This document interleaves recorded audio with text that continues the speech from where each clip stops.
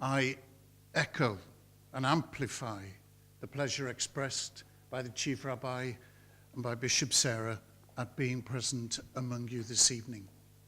The Chief Rabbi is a wonderful teacher. We've heard him open up for us some of the riches of his faith, of the Jewish faith. And I would like to follow Bishop Sarah in her prompt about the importance of fasting. Tonight we gather to honor and respect, revere this time of fasting for the Islamic community. It's a very, very important part of the rhythm of your faith and indeed of the rhythm of mine. We fast at a different time of the year. We don't fast as severely, but we have an understanding of why we do it. And for just a few moments, I would like to share that with you. Our fasting, and I'm sure yours, is, as Bishop Sarah said, an attempt to turn our attention away from our own needs, away from a preoccupation with what I want, and to exercise a considerable degree of self-denial.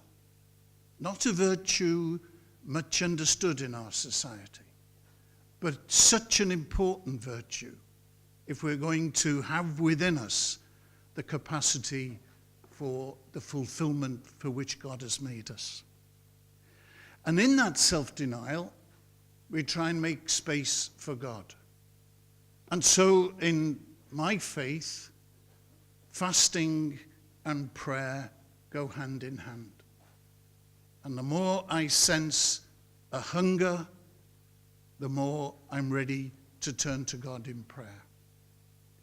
And then there's a third thing that goes with fasting and prayer, and that is inasmuch as I diminish the attention I give to my own needs, I heighten the attention I give to the needs of others. And so we combine fasting, prayer, and charitable work, almsgiving, paying attention to the other, the one who maybe is hungry through no choice, but maybe the one who feels totally neglected, but through no choice of their own. And if I may, there's another thought I'd like to put before you. At the center of the Christian faith, the person of Jesus. At the center of his life, his death. And we read in the Bible that as Jesus was dying, he said these words.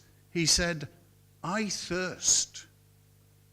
There'll be many of you in the room this evening who might say, "I thirst." And what Jesus was talking about, as far as we best understand, was his thirst to do the will of his Father. His thirst to make that last effort of obedience to the will of God.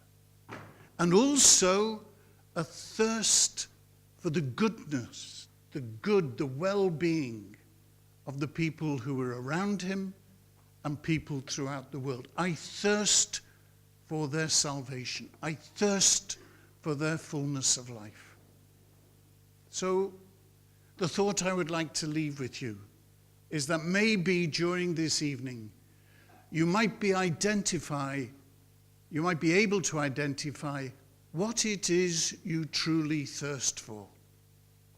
What is the longing, the thirst that you have that might be accentuated in this fast, but nevertheless, when it's followed with discernment and grace, will lead not just to your greatness, but to the great cooperation between us all in which we so rejoice this evening. Thank you for your presence. For those of you who are fasting, my reverence. For all of us together, may God bless us.